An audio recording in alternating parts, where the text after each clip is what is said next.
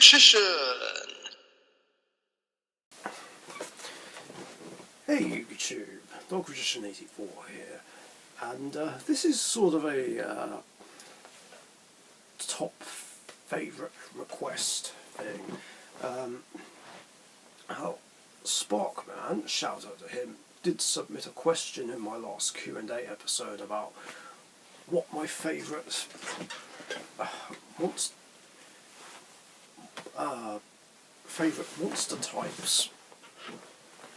favourite types of monsters were, if I can get the words out.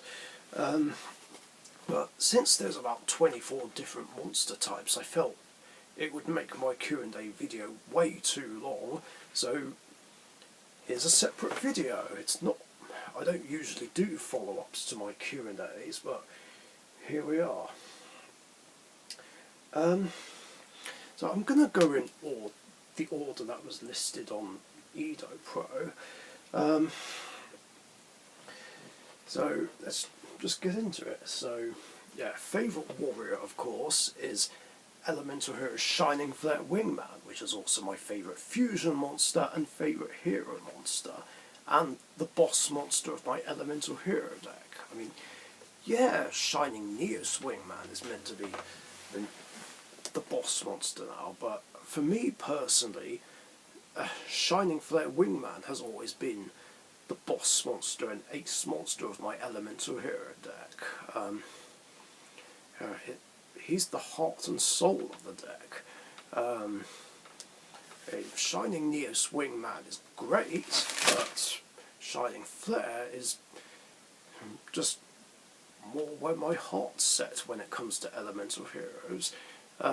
It's just a lot of fun bringing him out mid to late game and doing big damage and ultimately finishing the opponent off with him. Then favourite spellcaster, as everyone knows, is Dark Magician. Not only that, but also my favourite card and ace monster. But I've said that many times about him. Now, as for my favourite fairy, well, it's actually a tie between two, because I can't decide which one I like more. Waterpon and Air Knight Parshaft, two classics from Go format. I mean, Waterpon, because only real men use Waterpon. Yeah, I like Waterpon a lot because it worked so great with the generic draw spells back then, drawing it off Pot of Greed or Graceful Charity, and getting a free special summon which I can use as tribute fodder, metamorphosis fodder. Yeah, it's just a fun card to play with those cards, and I of course have it in my Yugi character deck, and I thought it would be great in my Goat deck. Shame there's not really a lot of generic draw spells I can use this with nowadays. It's still a favourite. Air Knight Parshaft, because, well, it's one of the coolest fairies in the game, and an all-time classic, and yes, this is an original print from Legacy of Darkness. Now, the funny thing is, I hated Piercers at first, mainly because I played Exodia, but then I changed my mind about them and grew kind of fond of them, especially Air Knight, one of the more well-known Piercers, and let me draw a card whenever it did battle damage, so it could basically give me a draw no matter what. Very risky late game though, because the draw is mandatory.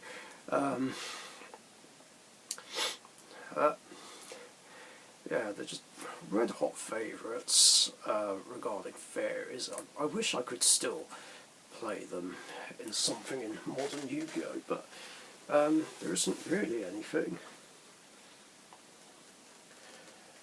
My favourite fiend, of course, is Evil Hero Inferno Wing, the counterpart of Flame Wingman. Just because it's, well, one of the best Evil Hero fusions, quite simply. piercing, and is just a better flame wingman, determining, well, not determining, but basically inflicting damage equal to the attack or defense of the destroyed monster, depending on which is higher. So this was just brilliant to bring out and do big damage. I mean, Lightning Golem and Malicious Bane are better, I know, but Inferno Wing is just a lot of fun. And not only makes it my favourite fiend, but favourite evil hero. And I do try and go into her whenever I can. Favourite zombie goes to Vampire Lord. Now, I'm not generally a fan of zombies, but vampires, of course, are one of my favourite decks to play, and Vampire Lord has always been a favourite zombie of mine, allowing me to mill a type of card from the opponent's deck when it does battle damage and reviving itself if destroyed by an opponent's card effect. It was just great and so much fun, and I love that it got its own archetype in 2030. Yeah, there were other vampires that came along before. I mean, there was Red Moon Baby, now renamed Vampire Baby, Vampire's Curse, Vampire Genesis, Vampire Lady, and I remember me and Kalo Shade actually did try and make zombie decks based on them and called it a vampire deck, but it didn't properly it didn't become a full-on proper archetype until 2013, when we got all that support in Shadow Spectres, and then a bit more later on in what was it, Dark Saviours?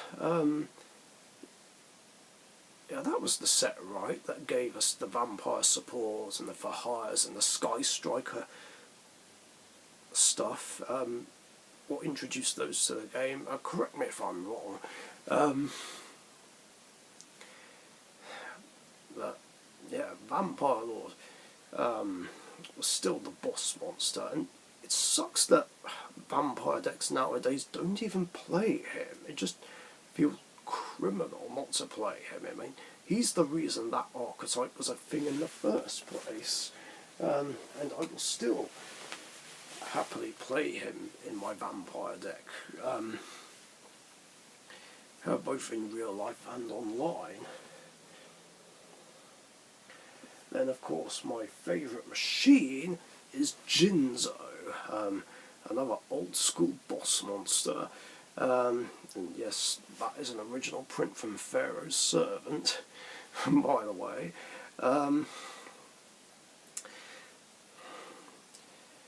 Yeah, Jinzo's always been a fan favourite, although also a love-hate card. I mean, I liked using him myself because it meant that my other monsters were safe from traps, but of course it's always been really annoying when this would be used against me, and it would put me in bad spots and make things like Mirror Force, Magic Cylinder, Sakuratsu Armor useless.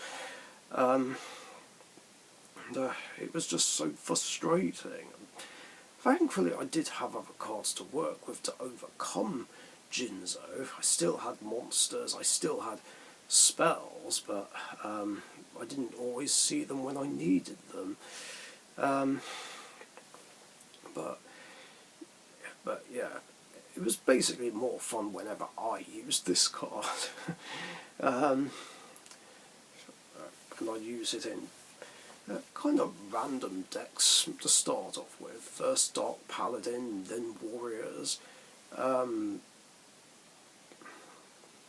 it didn't see much play again until I played my generic machine deck, and this was one of the boss monsters of it. And then, of course, later on, I build its own deck, which Express Gaming inspired me to do, like a couple of years back. Thankfully, that was fairly easy to pick up, unlike the Winged Dragon of Ra support, but still harder to get than the Mechlord stuff. We are, of course, talking Legendary Duelist 7, So yeah, this would be a joy for Mechlord fans, since the stuff was so easy to get. But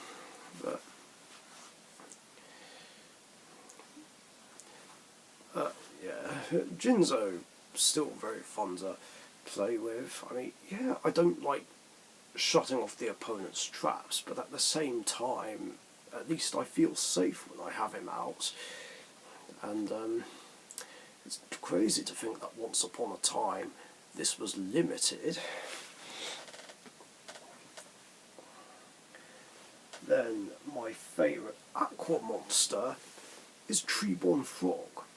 You would think it would be King of the Swamp, wouldn't you? But that's sort of a second favourite. I mean, I like Treeborn Frog a lot more. Just for its versatility of what can be done with him. Just everlasting tribute fodder that just always comes back. I mean, as long as I have no spells and traps in the back row, that is. It's crazy to think this was limited once upon a time as well, and it proved to be a very helpful asset in my Dark Magician deck back in the day, both with tribute fodder, for tribute summoning my spellcasters, or using it with Magical Dimension. So yeah, that proved to be a big help, and I'm glad that my friend Brendan, Old Man Sebi, recommended it all those years ago. Oh yeah, and of course it works well with Hand of Nephis to bring out Sacred Phoenix of Nephis. And then later on I'd go on and play it in my Rainbow Neos deck, because this was everlasting fodder that I could send to the graveyard for Rainbow Neos' first effect. And I would keep playing it in my Rainbow Neos deck, but the problem is I'm running Fiendish Chain, and the two of them can end up clashing with each other, especially if Fiendish Chain gets locked. Of course, the only way I'd be able to get around that is if I sent it through Rainbow Neos' second effect. I don't know. If I can find a way to run Treeborn Frog in my Rainbow Neos deck again, then I will do that. Then my favourite Pyro monster is Flame Cerberus, a golden oldie. Yeah, this was one of my first cards. I don't remember how I got this actually. I don't think I pulled it from a Metal Raiders pack. I think I might have got this with some common bulk. I don't know, but yeah, it was a fun card that I played in my random deck back then. It's a 1 tribute 2100 attack monster. So it was pretty good and could run over most things. Well, not so much anything stronger than it, obviously, but a lot of low-level monsters would easily get overpowered by this. And yeah, it just holds a lot of nostalgia for that reason. Then my favourite rock-type monster is actually another tie, because I don't know which I like more, and it's a tie between Valkyrian the Magna Warrior and Cyberjar. Valkyrian because, well, it's a powerful monster that Yugi plays, so yeah, he of course did have something that could take down Blue Eyes White Dragon. Not easy to bring out at first, although later support made it very easy, and it's just a lot of fun bringing out Valkyrian and running over most things.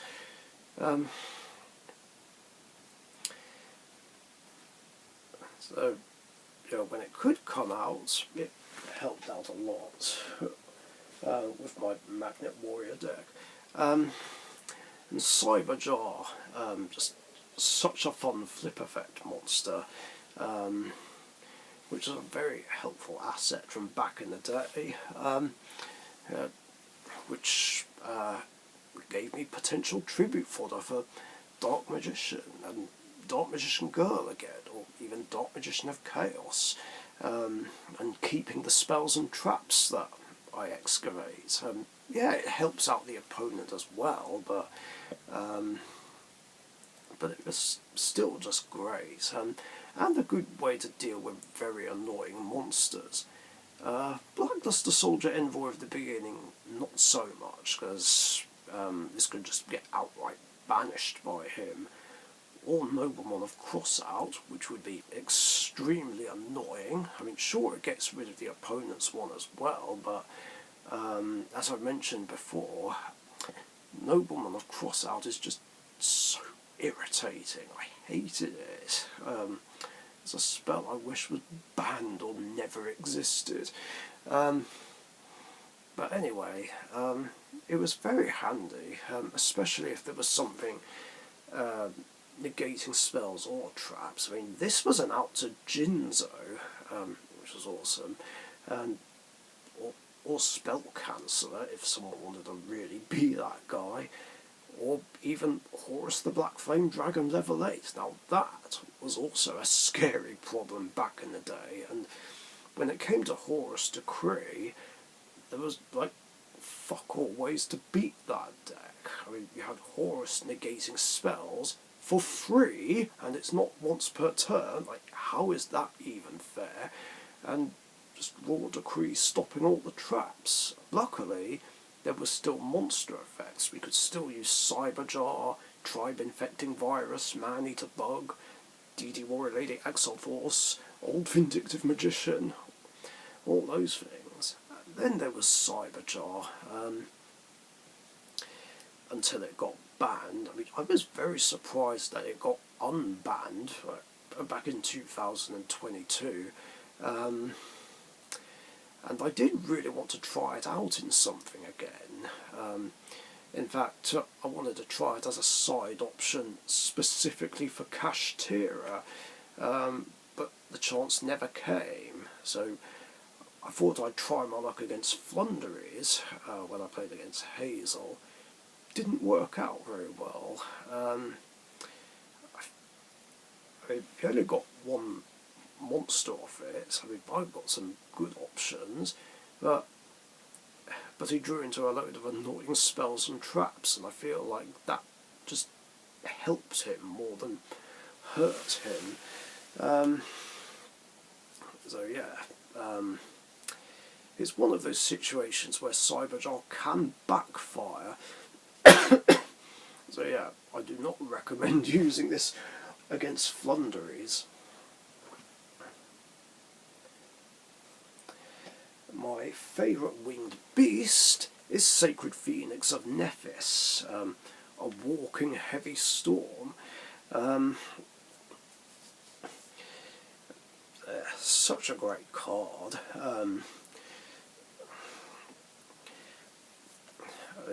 I did admire and respect this card a lot, even though it was tricky to get around. Like every time I'd get rid of it with a Sakuratsu Armor or a Mirror Force or even a Divine Wrath, it would just always come back, which was an issue. Of course, thankfully, because I was playing Dark Magician, I did have one way to get rid of it for good, and that was to bring Dark Magician out and destroy this monster in battle. I mean, that was really the only thing I could do to get rid of it. Or Dark Magician of Chaos, actually. Mind you, DD Warrior Lady helps as well, I suppose. And then I got the idea to run it when the September 2006 ban list came into effect. Because I was running the Apprentice engine in my Dark Magician deck, and Hand of Nephis is a level 2 spellcaster, so I thought, why not tech this in my Dark Magician deck? And it was a big help, like a really, really big help. Sure, it wasn't meant to be the point of the deck, but it just helped me out so much, and it led to more success in tournaments, even going as far as winning 2 locals. So, yeah, it was just an incredible asset.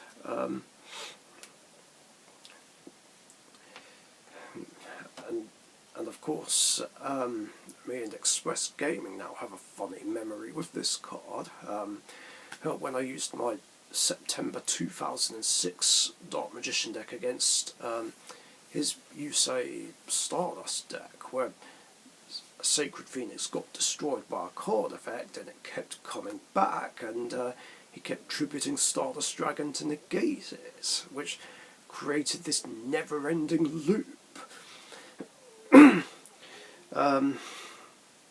Which of course was out of anyone's control, because like, this has to come back and it has to try and destroy back rows. I don't even get a choice in the matter. I can't remember how that cycle ended. It's been 4 years now, but yeah, very funny memory.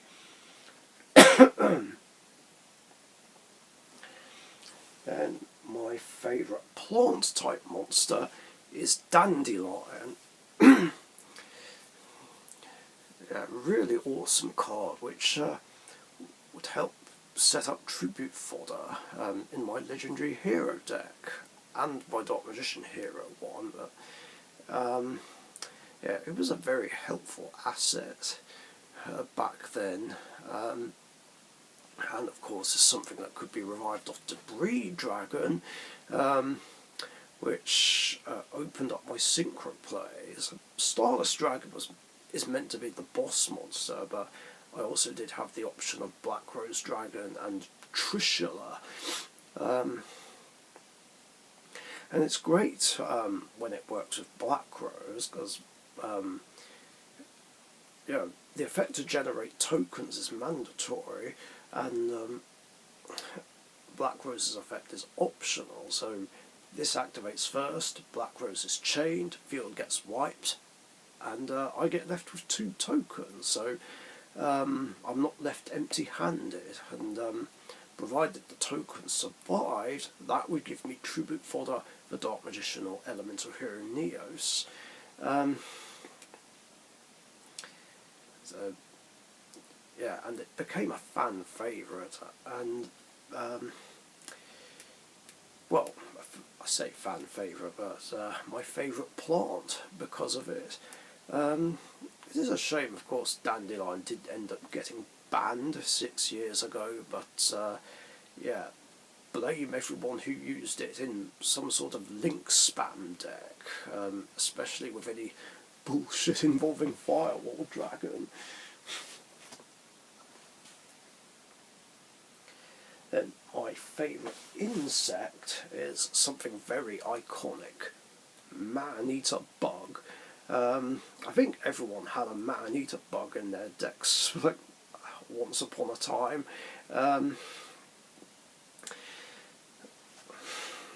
Like me, my brother, just anyone really. Very simple effects, just popping a monster when it gets flipped over. Very helpful when it came to getting rid of something that you couldn't get rid of by attacking over it.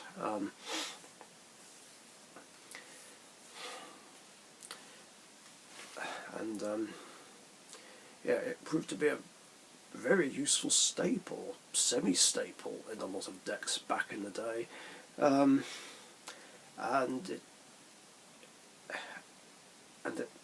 I guess it was the inspiration for similar monsters later on. Old Vindictive Magician, which is literally the spellcaster version of Man-Eater Bug.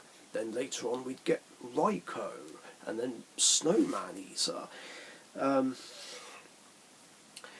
Alright, yeah, flip effects can be slow, but it is cool when they do go off.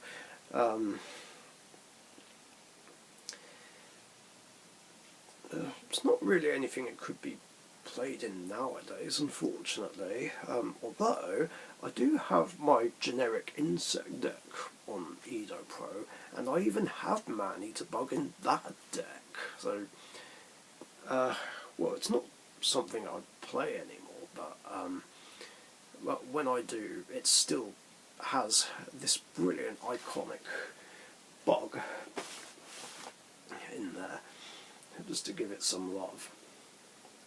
My favourite Fonda is Elemental Hero Voltic.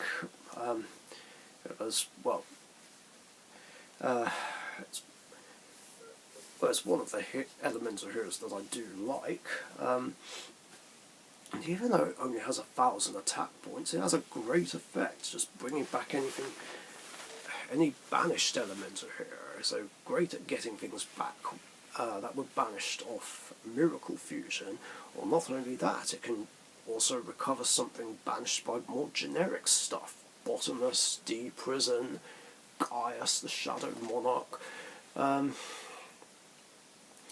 of course my fondest memory of it is from a game I had back in late 2008, which I already talked about a couple of times in other videos, but yeah, it was in a Fortune Tour qualifier at Milton Keynes, and I was using my Elemental Hero deck, and I won 4 out of 5 of my matches in the Swiss rounds. One of them was against Plants, and it was game 3. The guy had 2 Giga Plants and 2 other plant monsters. So I went Polymerization, fuse Wild Heart with Blade Edge to make Wild Edge, activate Miracle Fusion, banish the Wild Heart and the Blade Edge from my graveyard, make a second Wild Edge, normal summon Voltic, go to battle phase, attack everything with 1 Wild Edge, attack directly with the other Wild Edge, attack directly with Voltic, activate Voltic's effect, and bring the banished Blade Edge back, and then attack with the Blade Edge. I think I can't remember if I actually gamed him or not, but I did at least clear his board and do a ton of damage. So yeah, Voltic is fun when it goes off, and when Premium Pack 2 was announced and I saw this was in there, I wanted to get Voltic, in fact, and I bought a pack or 2 of Premium Pack 2, and this was one of the first cards I pulled. I was like, yes! I was very happy, and that went straight in my Elemental Hero deck. I wish I still had room for Voltic in my Elemental Hero deck, but there isn't, unfortunately. But I'll definitely, if I do make my Edison format Elemental Hero deck in real life, then I'll definitely put him in there. Plus it's quite funny that he's one of the few Elemental Hero monsters that's not a warrior. Then my favourite dragon, that is X, yeah, favourite dragon, I've already gone over before, Dark Magician the Dragon Knight, as it's a much needed fusion monster for Dark Magician decks, purely because of Eternal Soul's stupid drawback. That is one of the problems with Dark Magician decks. Like whenever I face, whenever people play against my Dark Magician deck, they always try and take advantage of the weakness, where if it leaves the field it destroys all my monsters. But with Dark Magician the Dragon Knight, I can protect it, and not just that, but also back row. So at least if I have this on the field with Eternal Soul, then I feel safe more often than not. Plus it's great that it's also treated as Dark Magician while on the field or in the graveyard, which means I can bring it back with Eternal Soul, or the effect of Magician's Souls. And yeah, I know people find this annoying, but it's kind of a necessity. And to be fair, if Eternal Soul didn't have that stupid drawback, then they probably wouldn't have had to create Dark Magician the Dragon Knight in the first place. So yeah, blame whoever gave Eternal Salt that weakness.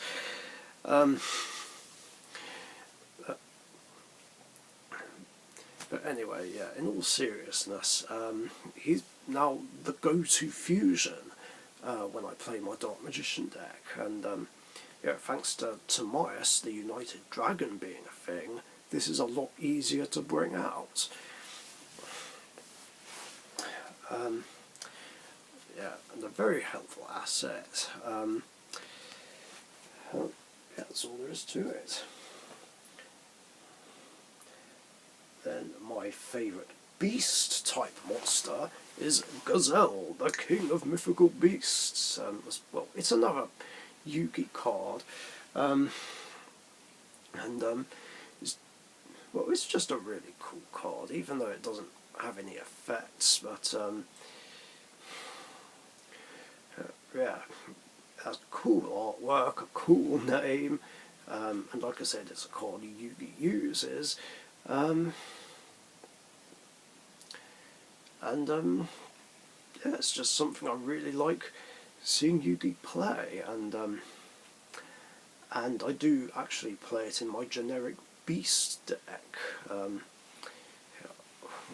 Well, at least I did back then, and I still do in the more modern version I make now, because I also play Baphomet and Chimera the Flying Mythical Beast. Yeah, they did get support in, what was it, Duelist Nexus, and made a pure Chimera deck, which I've yet to show in a duel on Edo Pro, but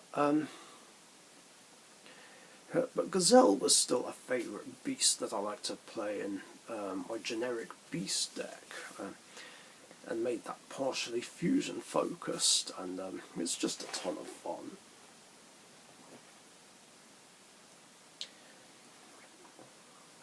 And my favourite beast warrior is, of course, Cat's Ear Tribe, a rare that I pulled from my very first Magician's Force pack, and it has such a crazy underrated effect, the effect being during the opponent's battle phase, any monster that battles it has their original attack become 200, so causing both monsters to be destroyed by each other. So yeah, it was a very, very useful effect. And something I did play in my random deck for a while, and you know, it's just so cute. I love cats, and it's one of my favourite cat cards. I even have this in my cat collection, and of course I play it in my cat deck, because it fits the theme, and it's something I can actually search of Fire Formation Tenki, and there is a cool yet slightly annoying combination with this and Tenki. Tenki will put this on 300, and with this combination it means that absolutely nothing can attack over it. Well, except of course things like Utopia the Lightning and Armades and Archfiend Black Skull Dragon. They just completely bypass this effect, which can be annoying, but other than that, it forces the opponent to use other resources just to get round this little guy, or these little guys, or girls.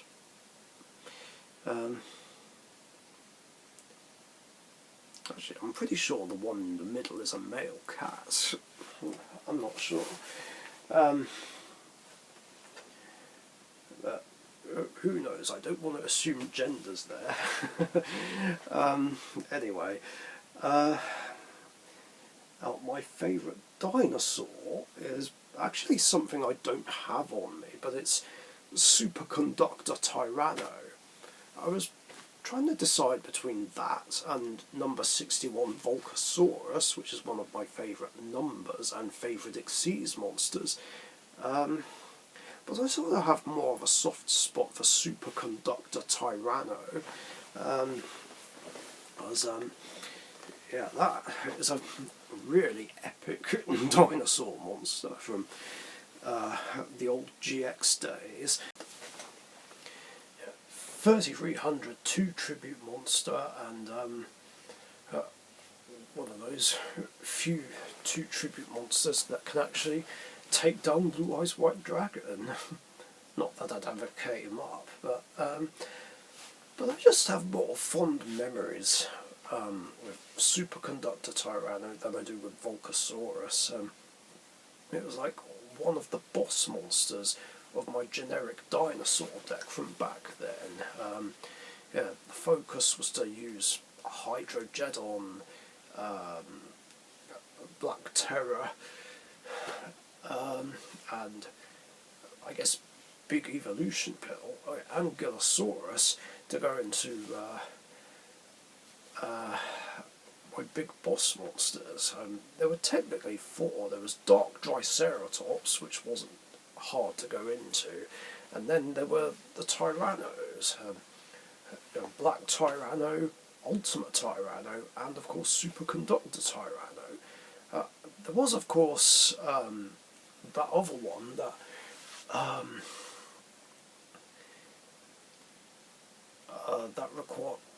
that other high level dinosaur, a level 8 that needed 1 tribute. I can't remember its name, but the problem was I stopped playing dinosaurs before that card came out. But yeah, that was the aim of the game. One fond memory I have was when I was able to bring it out and run over a Sacred Phoenix of Nephis. This was in a casual game I had with Tobias, but it was still epic that I was able to beat one of the generic competitive decks with generic dinosaurs. And then of course there was the time where I actually entered it in a tournament 16 years ago and actually made top 4. I think I lost against Volcanic Monarch, but still I was pleased that I made it that far. I didn't think I would, but I managed it.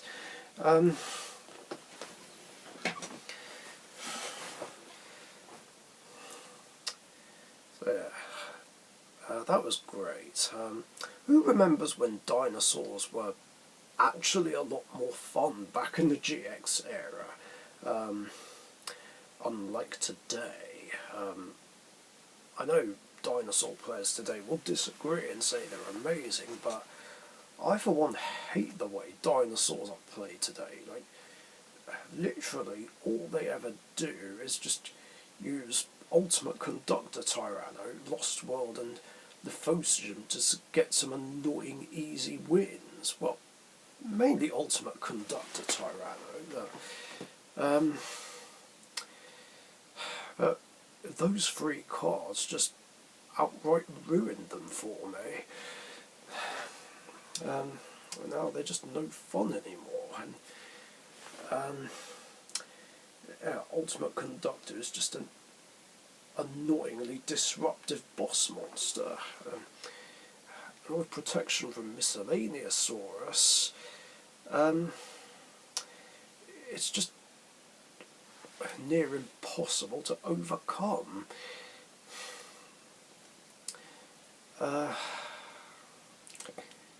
Yeah, shame how it came to that. But yeah, that's a different story. I'm just thankful that Ultimate Conductor Tyranno is actually banned in the minor league, so I don't have to put up with that bullshit.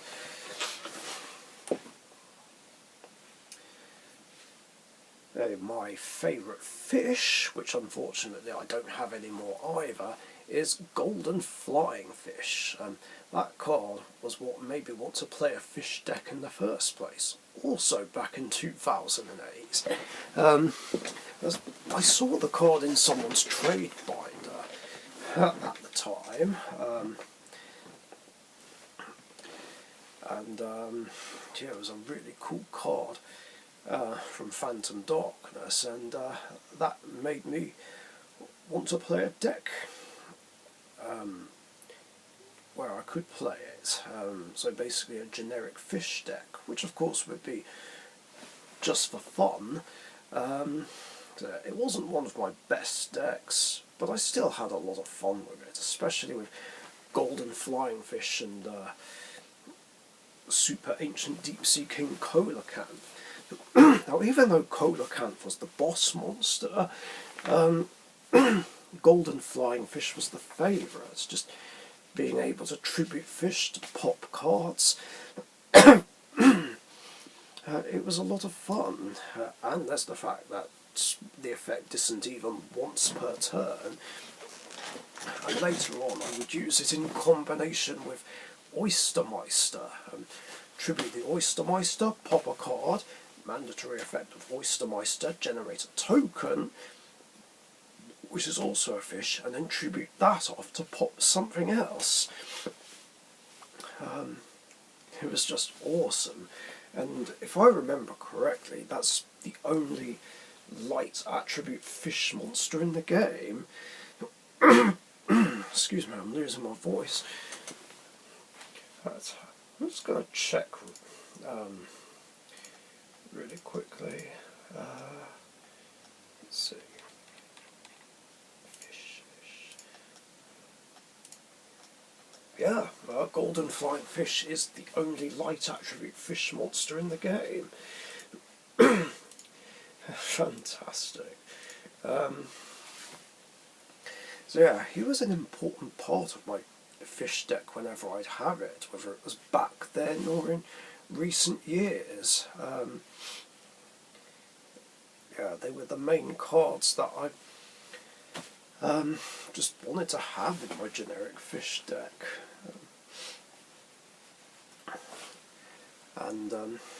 Yeah, that became among my top 30 favourite decks to play as well. My favourite Sea Serpent, which unfortunately I don't have anymore still, is Light Ray Daedalus, the light counterpart of Leviathan Dragon Daedalus. I like light rays, as you know, and that's my favourite one. Yeah, 2600 beat stick, that's very easy to summon, just need to have at least 4 light monsters in my graveyard in order to bring it out, so 3 2600 beat pretty much, and has a nice destruction effect. It does require a field spell though,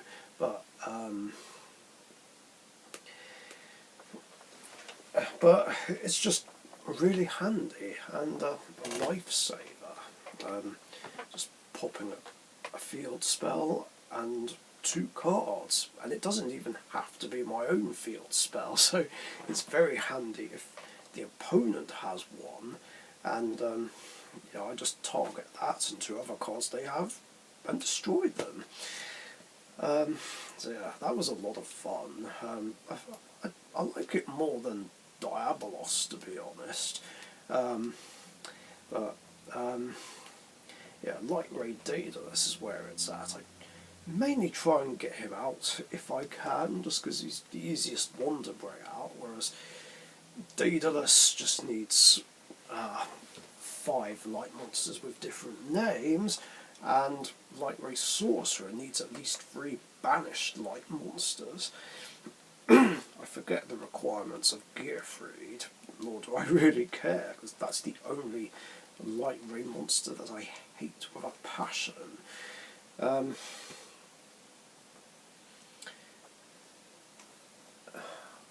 Which reminds me of something I should do on my custom ban list, thinking about it. Yeah, I really love Light Ray Daedalus.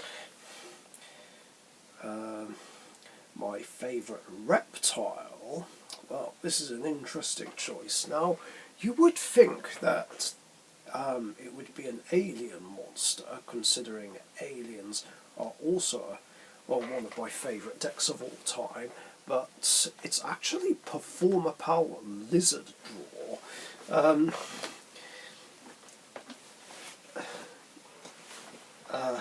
Just because of its cool draw effects, which and it works really well in combination with Guitar Door. I just need to remember which pendulum effect is which.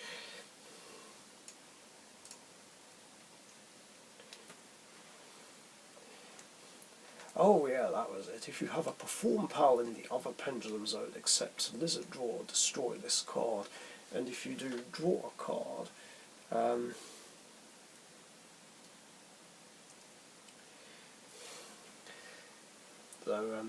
it's great that the two of them work together.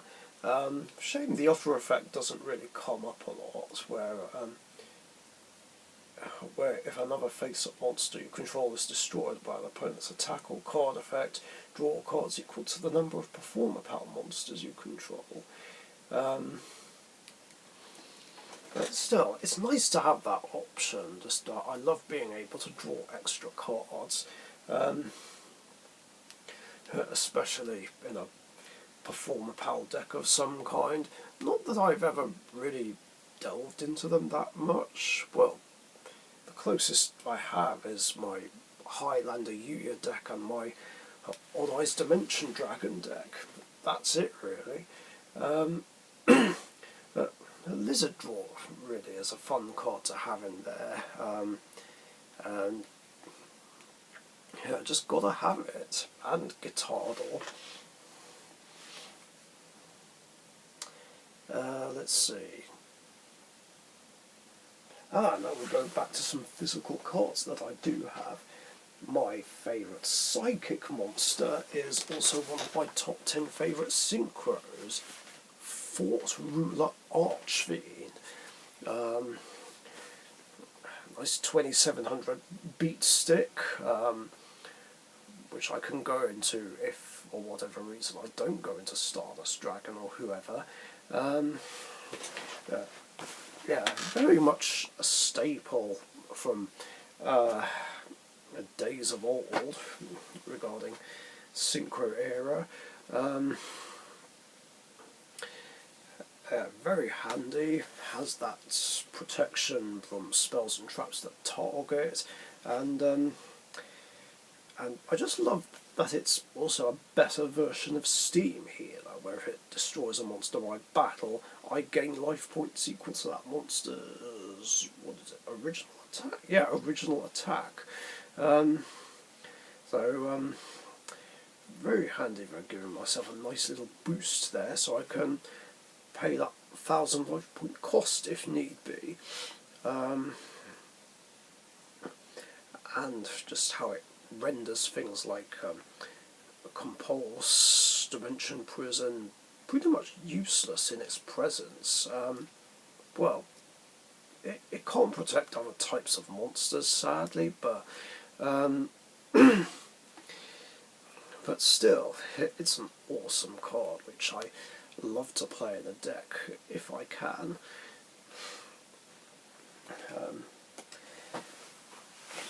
Yeah, that's pretty much it. My favourite Divine Beast monster, I believe that's next on the list. Yeah, well, that's pretty obvious. It's my favourite god card, Obelisk the Tormentor.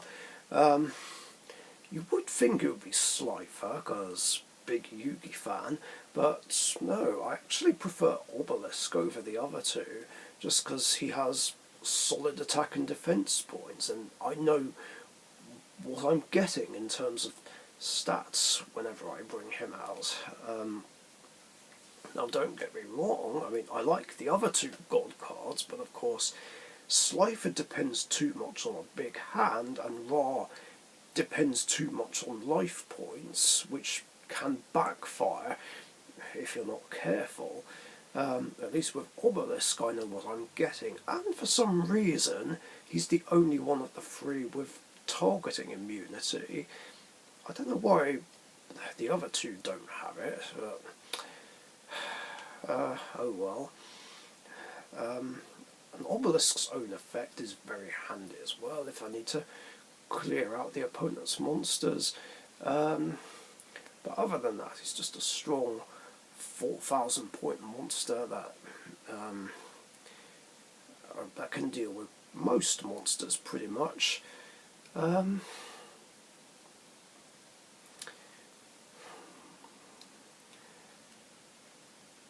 and yeah, very cool card. We're almost at the end here. My favourite worm type monster is Draco Masters of the Tenyi. Now, I don't have a lot of strong opinions on Tenyi, but this card is actually amazing outside of its own archetype.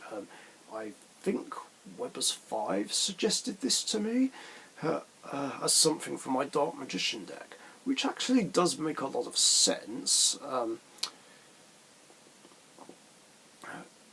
due to the fact that it allows me to destroy effect monsters up to the number of non-effect monsters I control or in the graveyard. So in Dark Magician that would be up to 3.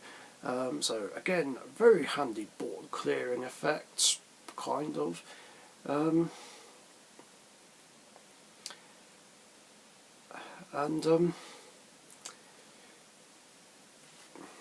yeah, that's why it pretty much makes sense to play it in there. Hell, it could even be played in Red Eyes and Blue Eyes decks if need be. Maybe not so much nowadays, because, well, all 3 decks are mainly fusion based more than anything, and kind of Xyz based as well. So especially now we're in Master Rule 5, and I mean, this was very optimal in Master Rule 4 though, because at least with 3 arrows pointing down, it opened up more spaces for more extra deck plays. And I would continue to play it if I could, but you know, there's lack of space, and there isn't really any need to spam links in that deck. But Draco Master's still my favourite worm.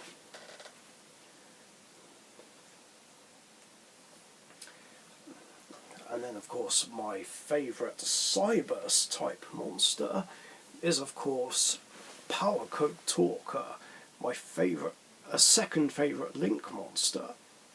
You would have thought this would be Decode Talker or Firewall Dragon, considering that they're both Playmaker's ace monsters, but I actually like Power Code Talker a lot more. It's a bit more generic, and, well, it's kind of easier to bring out than Decode, but not really, because it does literally need 3 monsters, but at least it's any 3. And it's got a couple of cool handy effects, which I like making use of, just negating the effects of a monster and doubling its attack by tributing a monster it points to, and that has helped me out quite a few times. And I still play it in my Magician Girl deck, just as a filler, really. So there have been points where I needed it. And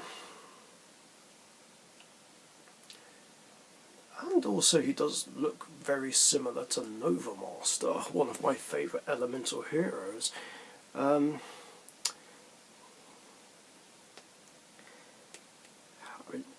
wish I was still able to play him in my generic Cyburst deck, but I just don't have the room, and there's just better cards to work with.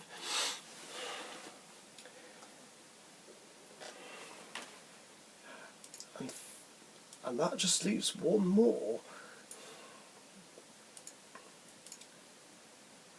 Sorry, just trying to find a picture of it.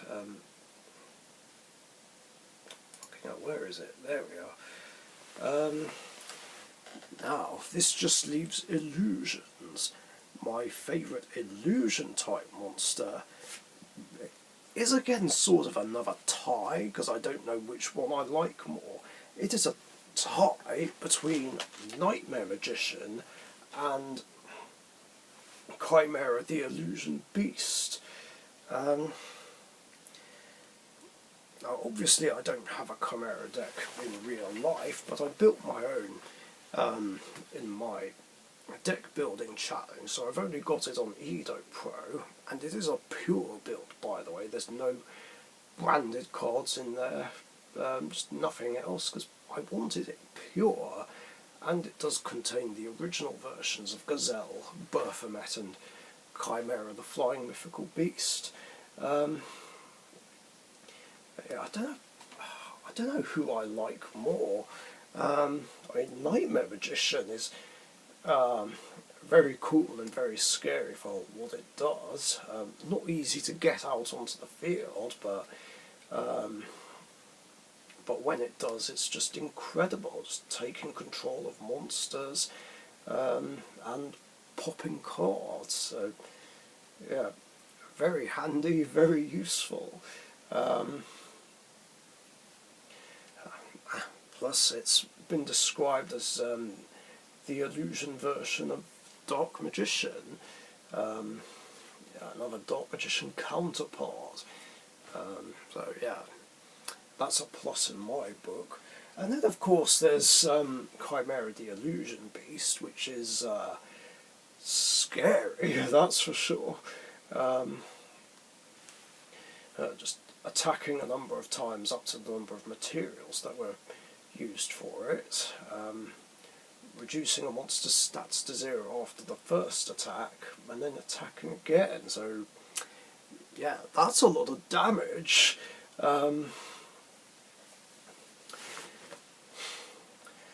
Which is just incredible, and pretty easy to bring out. I don't know who I like more, really. So yeah, that is it. That is my list of favourite monsters within a certain monster type. I hope you enjoyed, and let me know what your guys' favourites are. Anyway, thanks for watching, stay safe, and I'll catch you guys later. See ya. Thank you very much for watching. Be sure to subscribe to the Richician YouTube channel.